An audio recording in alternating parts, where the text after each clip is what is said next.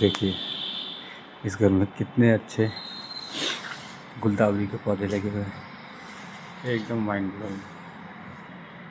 देखिए पूरा खेत जैसा बना हुआ है आंटी जी ने।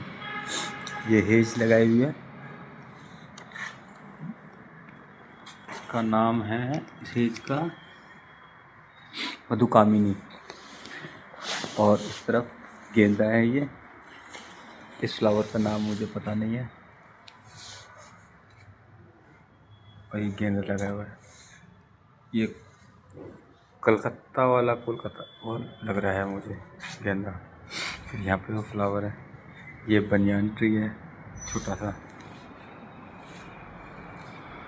और ये भी फूलों के ही पौधे हैं, ये सीज़न वाले।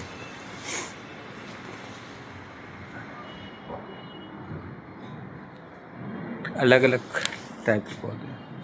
फिर यहाँ पे एक और है, वाह मस्त।